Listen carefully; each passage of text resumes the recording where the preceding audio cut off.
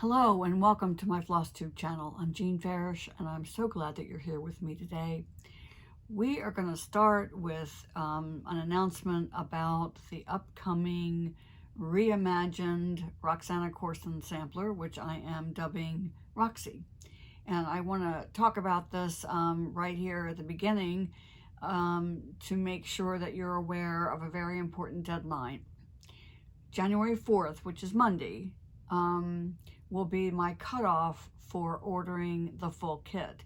Now you'll be able to order the chart after that date and of course can join into the stitch along at any point along the way.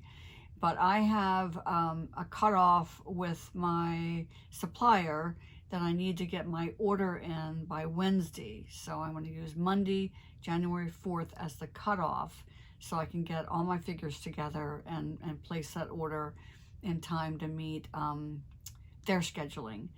This will allow me, I hope, to receive the floss order early enough in February to mail it out to all the people that have ordered the full kit.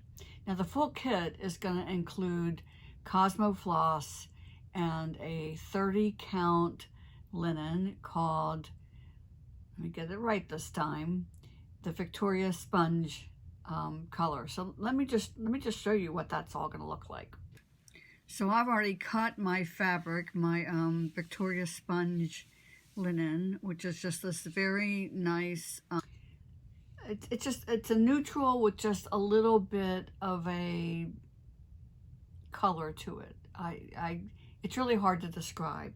And then I've already put all of my flosses on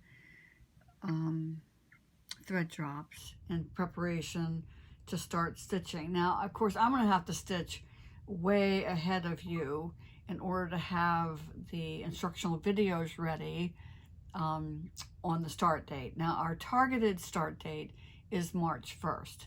And we already have the fabric, and Elizabeth will start cutting that this week. That's really the easy part. And then we just wait with fingers crossed that the floss is going to get here as a complete order and on time. And then she and I will put all the kits together and get them in the mail. Now, again, the plan is to mail those kits 2 weeks before the start date. And our start date, we're hoping, will be March 1st. So if the floss gets here on time, then everything is going to be, right according to schedule. If the floss arrives late, then we just push all those deadlines. And I want to make sure that I mail the kits 2 weeks before our start date, just to allow for the craziness that's going on. And hopefully by the middle of February, a lot of that's going to be quieted down. A lot of that has to do with holiday mailing, but so much of it, sadly, has to do with illnesses and quarantines among people who work in that whole shipping industry due to COVID-19. And so we just are going to have to be really patient and really flexible with these deadlines. So again, that deadline is going to shift if the floss order gets delayed. Now, also with this in mind, my plan is that by the middle of January, I will post a list of the supplies here on YouTube, as well as on various places in Facebook. Plus, I will email the information to everybody who has asked for a kit or a chart. So I'm going to send a supply list to everyone so that those who want to put their own kits together, either by using DMC floss or some other floss, or even if they have their own supply of Cosmo, whatever, that they'll have time to get their supplies together and be able to start with everybody else. So that's the plan right now. So again, Monday, January 4th is my cutoff for people who want to order the complete kit. Now, the only way to order that is to send me an email. Please don't post here in comments.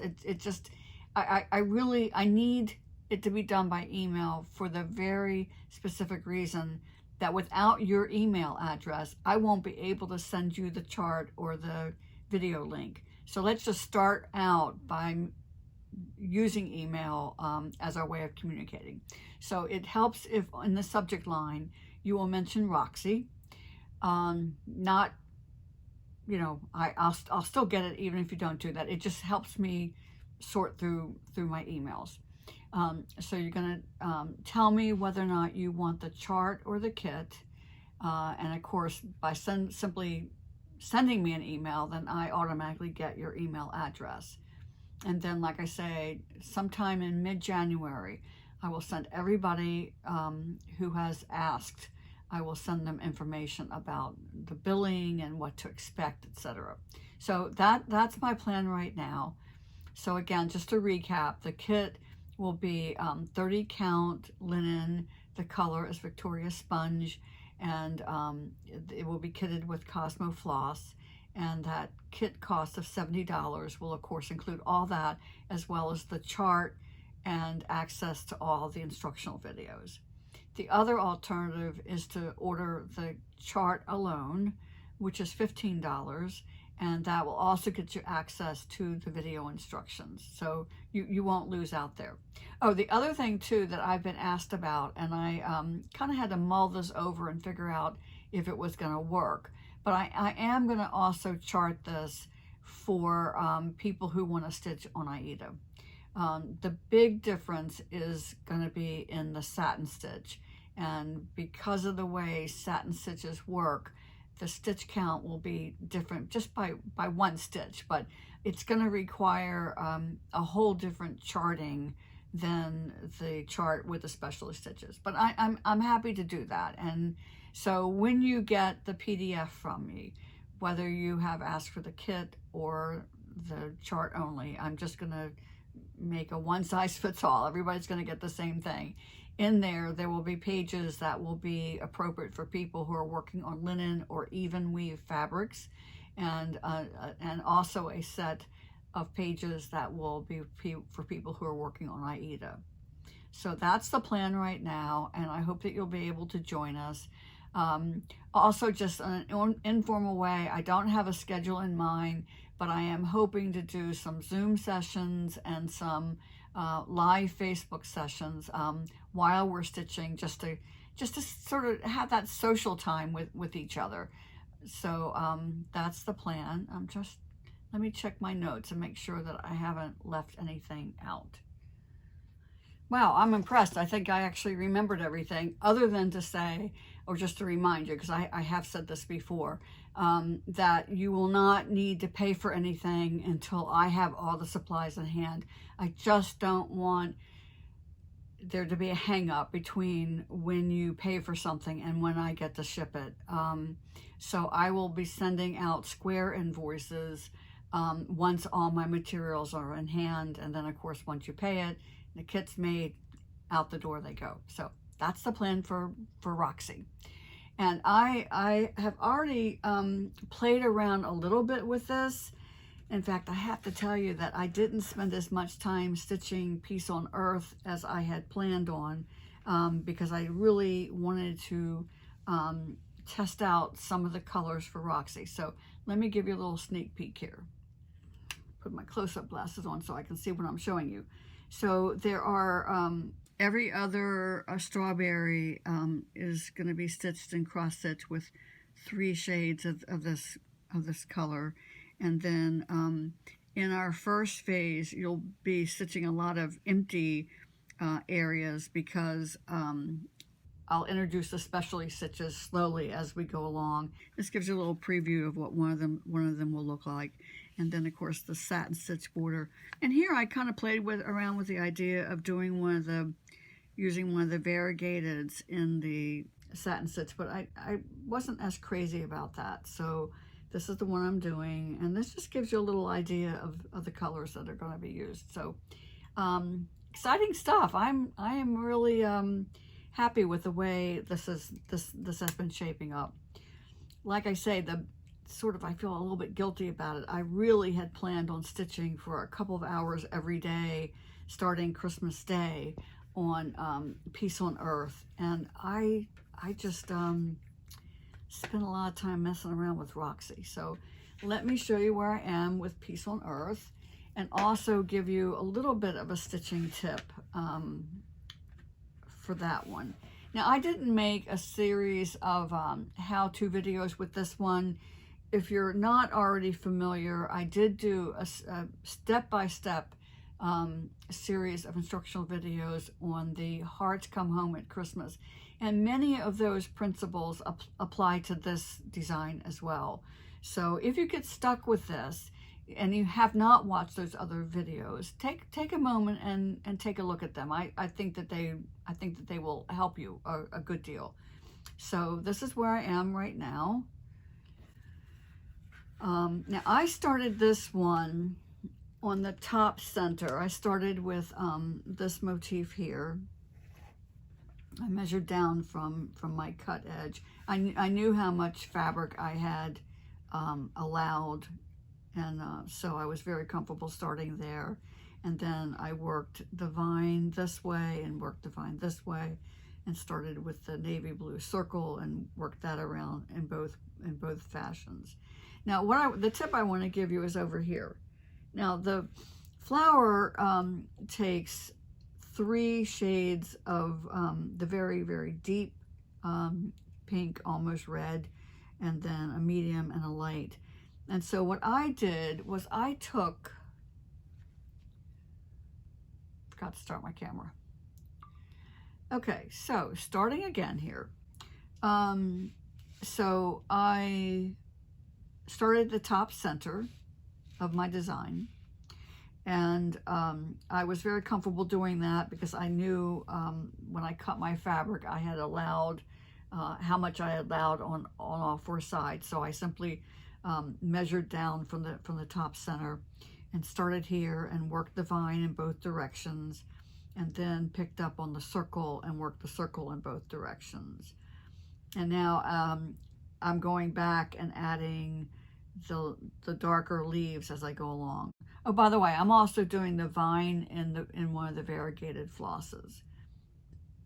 So in case this one looks a little bit different from yours, that if you're using solid, that's why. The tip I wanted to give you has to do with the way I'm stitching the flowers, because I don't want to carry this dark red from blossom to blossom. So what I did was I figured out how many stitches, the length of floss it would take to stitch that number of stitches. And for me, that meant about a 10 or 11 inch piece folded in half to do the loop started method. And that gave me plenty of floss to do this part of the dark color. So I am not carrying my thread from here to here to here. I'm stitching each one of them separately. And then I'll do the same thing with the medium pink, and then finally with the light pink. I just find that by pre-planning that it's a lot less frustrating. I know ahead of time that I'm not going to be stitching, you know, that I'm going to be starting and stopping with each blossom. And so it just sort of mentally prepares me for that.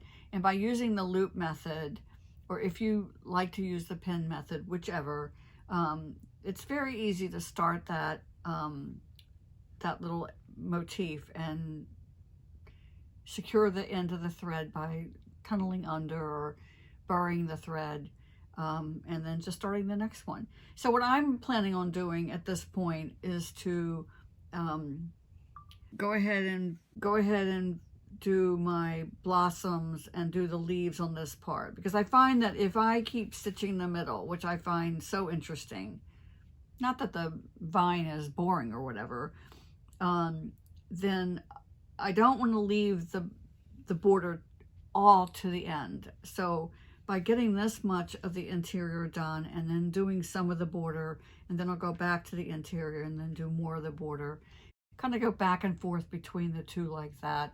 And I think that way I will accomplish a lot more.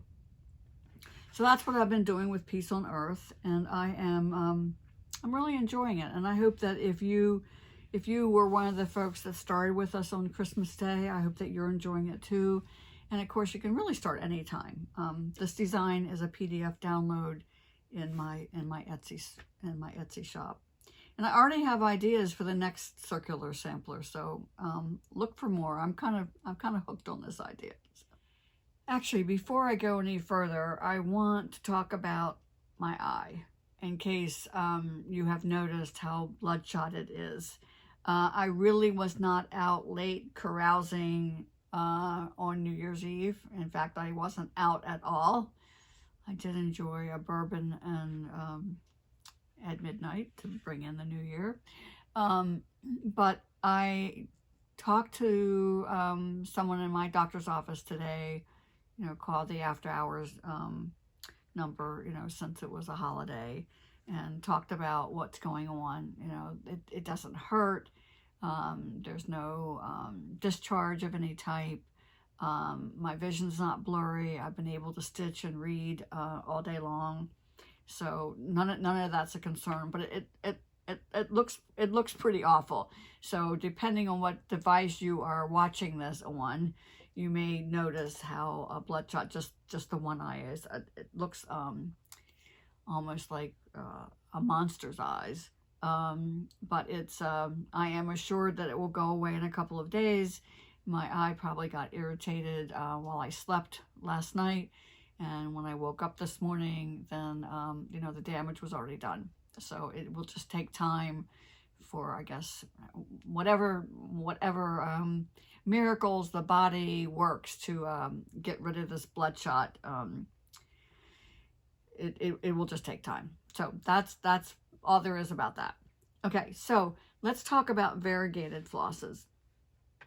And I'm working on some designs that are just really spotlight variegated flosses, so that I can not just demonstrate to you different ways to work them, but also give you a project that you can actually apply these things to. So that's coming. But what I wanted to tell you is just, you know, a little bit of background here. When I kind of get my hooks into something like this, I want to have it all. I want all the variegated colors, because, you know, I can't design in a vacuum. I've got to have the colors in front of me.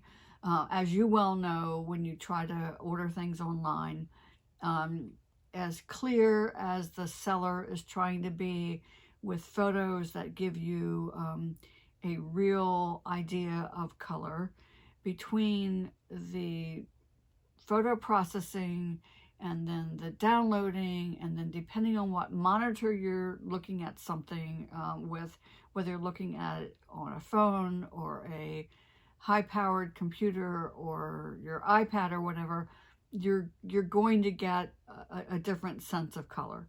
And you know, I can't operate like that. So I needed the full range. So I decided several months ago to order one box each of every variegated floss that the Cosmo company makes. And now they have 140, 140 colors altogether. They call these Seasons, is kind of their brand name for their variegated flosses. And each box has 6 skeins in it. Well, I don't need 6 skeins. So what I usually do is I operate with 2 skeins of every color, whether they're solid, variegated, or whatever. One set I put on rings, which I'll show you. Just go ahead, you know, picture's worth 1,000 words. So just to show you here what I'm talking about. So I put 1 skein each of different families on rings.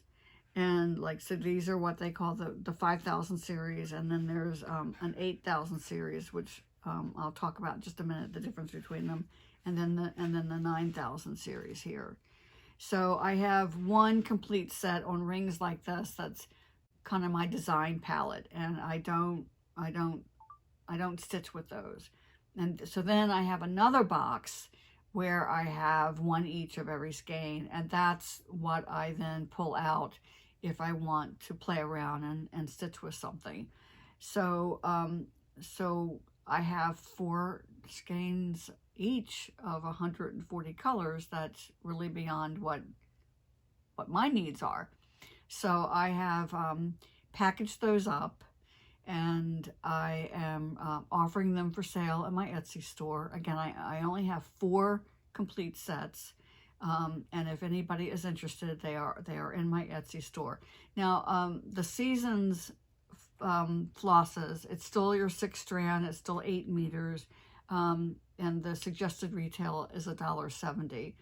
So do the math, that comes out to $238 for the complete set. And so I'm going to offer that in my Etsy store. If after a couple of weeks I don't sell complete sets, then I will break it up into smaller categories. So that's what I wanted to share with you about that. Oh, and also anybody who buys the complete set, I am happy to pay for the shipping to US addresses. If it's to anything other than the 50 states, then I will figure out postage and I'll let you know whether or not you want to continue with it anyway. So that's that. Oh, let me show you some of the photos that I took while Elizabeth and I were divvying all this up. And I'm going to tell you, you lay all these colors out, boxes side by side in each one of the categories, and it's like seeing a double rainbow. I mean, the colors are luscious and vibrant, and we had a beautiful sunny day that we were working in our kitchen, where I have this big cherry table that's just an old vintage table. It's huge, and it's counter height, so it's very easy for us to work on, and that's where we laid all these out to put them together in sets. So as we were doing this, each one of us were like, oh, look at this one. Oh, look at this one. And some of them just really spoke to me and said, okay, this makes me want to design, you know, a certain object, or made me think of something in terms of nature or whatever. So it was a productive productive time with my daughter Elizabeth, but also an inspiration, as if I needed any more inspiration, because right now it's like I can't keep up with what my brain is coming up with. But let me show you what some of these colors look like. So in the 5000 series, which there are 40 colors in this group, the color changes about every 8 centimeters, which is a little more than 3 inches. And let's see, in that range, I'll tell you the one that just really jumped out at me. And of course, against this dark background, I don't know if it's really going to show. Let me flip this over. So it's one that, whoops, almost dropped it. Okay. This is just, you know, I don't know what you want to call this color, but this one, you are going to see this one. This is just absolutely gorgeous. And then this is just a lot of rich colors in just I don't know. I don't know how to describe some of these. This one just makes me think of a copper pot. So so in the 5000 range, that's what we have. Oh, here's some others that are in that same range, in that 5000 grouping. Nope, these are 8000. I'm sorry. Yeah, these are the 8000s. Okay, the 8000, the color gradation is a little more subtle, and the colors change every 30 centimeters, which is it's almost 12 inches. So you have a longer run of each color. And in this grouping, there are actually 80 different colorways. So this is some of those. And Here's some others. So they go from, you know, very woodsy sort of colors, and then these just made me think of sherbet when we laid these out. Just very summery sherbet colors. And then the last group, the 9,000 group, there's only 20 in that group. And these are much shorter and more random color changes. Some that are very, this just makes me think of a fiesta, and just a lot of different colors in those. But they're not, some of them are more subtle, like this one. So that just gives you an idea of what, how Cosmo approaches the idea of the variegated flosses.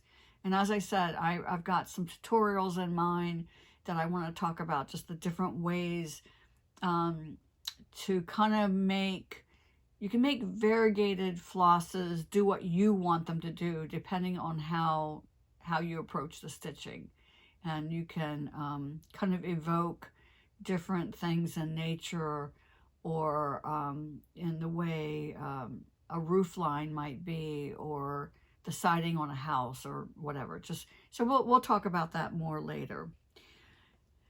So so I'm excited about that. Let's see what's next. I think I've got some time for a couple FAQs. So one of the questions I am getting fairly often in some of my Facebook groups, either Jean Farish Needleworks or my personal page, which by the way is Jean R. Farish if you're looking for me.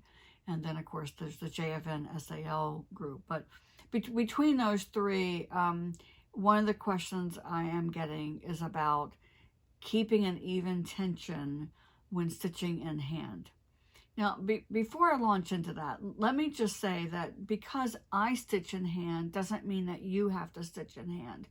If you are comfortable and you're enjoying it and you're getting the results that you want with a Q-snap or embroidery hoop or scroll frame, whether you're using a floor stand or a lap stand or just holding the embroidery hoop or Q-snap in your hands, whatever method you're using, if it's working for you, then that's all you need to do.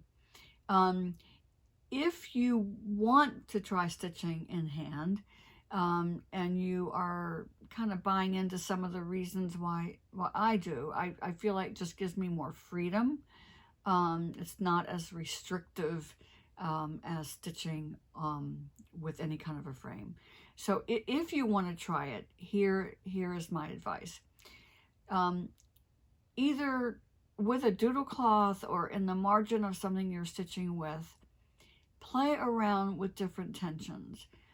First stitch really, really, really tight. Just be crazy with it. Say, I'm gonna really stitch this tightly.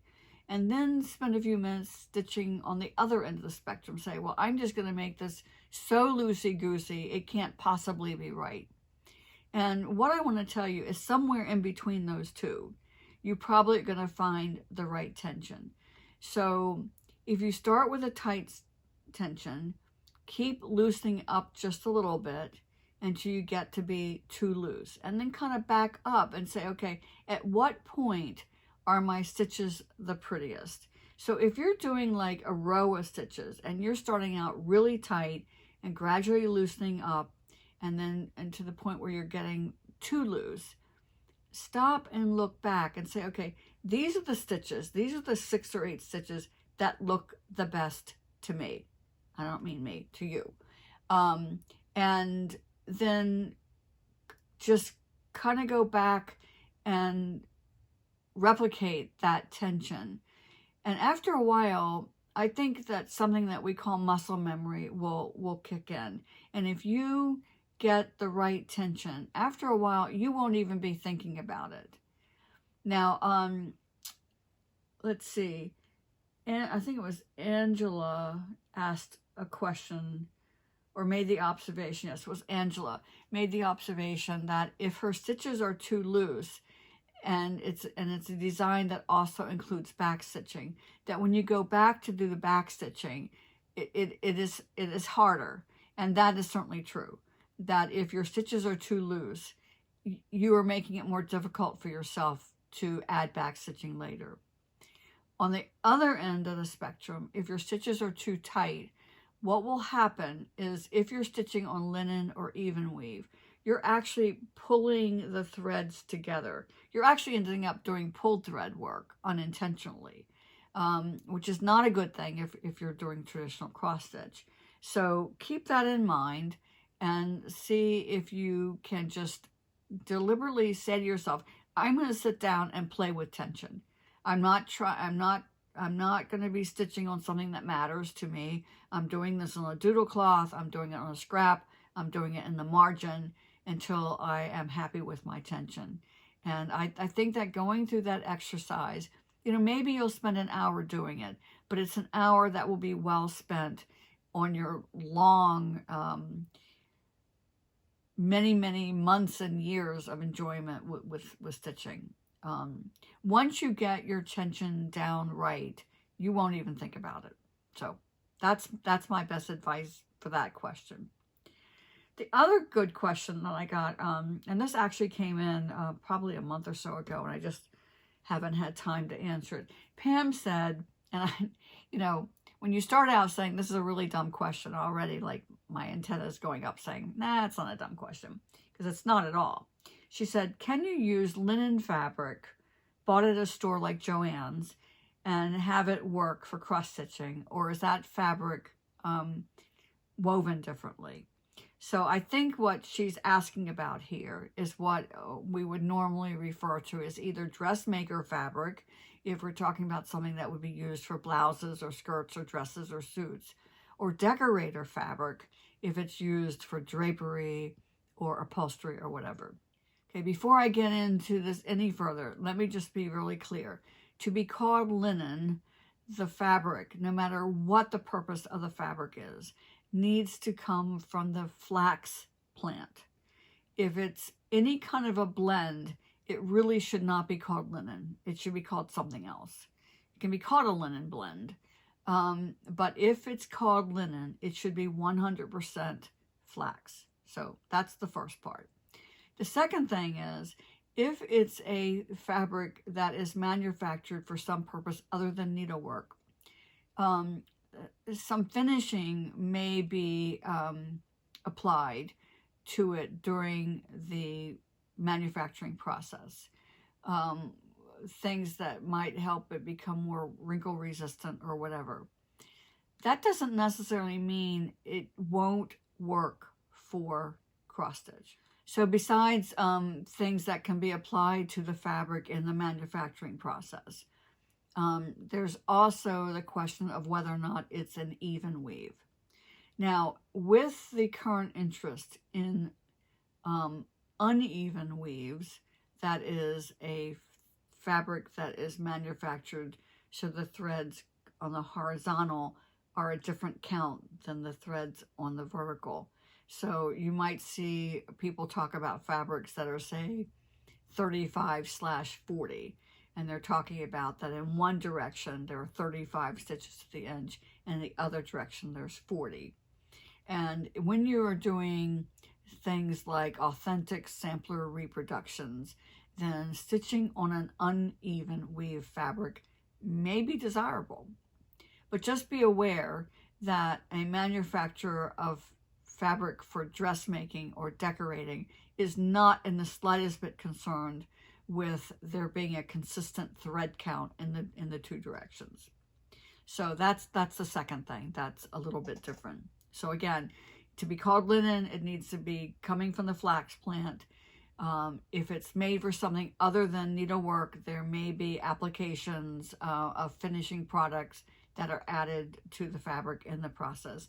And then there's a question of the thread count. All that said, I can't think of any reason why you could not cross stitch on this other fabric. And in fact, I have a dear friend that wears linen often. How she does it, I don't know. I mean, she never looks wrinkled, and we all know how easily wrinkled linen can become. And in fact, she will take manufactured blouses and very carefully take a pocket off the blouse, monogram her initials in this very fine dressmaker linen, and then reattach the pocket, and has a custom look blouse for not any extra amount of money, just a lot of her own time and talent put into it, which I am not minimizing in the slightest bit, because it's, to me, it's quite a feat. I mean, they're gorgeous. So there really is no reason why it will not work for our process. Just be aware that there may be some stumbling blocks or some things that you just need to consider as you're sitting down to work it. And of course, you know, when you go into a needlework store or you're buying from a reputable company online, they're going to tell you what the thread count is. When you buy dressmaker fabric or decorator fabric off of a bolt, nowhere that I'm aware of is it going to tell you what the thread count is. So you're just going to have to eyeball it and say, huh, this looks like something I can stitch on, and then try it. And, you know, I'll just be very, very interested in knowing what kind of results that you get from that. One more thought about that is to also be aware that the way the fabric is woven is still a plain weave. It's still over one, under one, over one, under one. And if it's woven in that method, then yes, it's going to be very similar to what you're used to. So that's really a wrap for today. But in closing, I want to offer a kind of a, not really a challenge, but I have a wish that I want to extend to you. Something that I'm hoping that you will be able to do for yourself. When you post a work in progress on Instagram or Facebook, any type of social media, what I wish for you is that in posting it, you will say something like, I stitched this project for myself and I enjoyed it. And here's some things I liked about it. I liked the colors. I liked, you know, whatever spoke to you about it. Present it in this most positive way. Too often, what I'm seeing are people who are apologizing for their work. Here's something I finished and I've got mistakes. Or I just finished this project and I know it's not very good. Stop doing that to yourself. Instead, wrap that thought in a positive package and say to your friend that you are sharing this with. Because after all, it's social media. You are presenting it to people who are like-minded. Say to them, I really enjoyed stitching this. It gave me pleasure. It brought calm to my life. I loved the colors. Look at this cute little bird, or look at the expression on this monkey's face.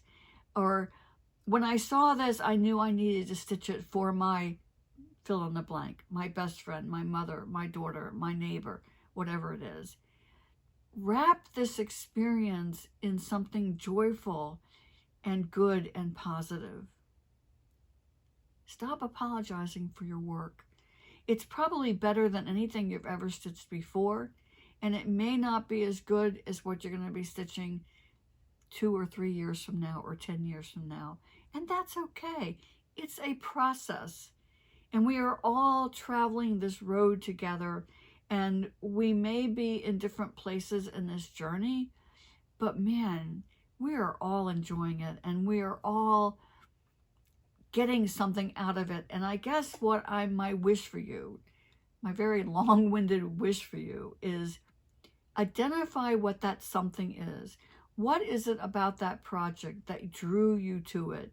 What is it about that project that made you want to stitch it? What is it about that project that made you finish it? Share those thoughts and stop apologizing. That's my wish for you for 2021 and all the years in the future. So right now, I hope that you will stitch happy and stay safe, and I'll see you next week.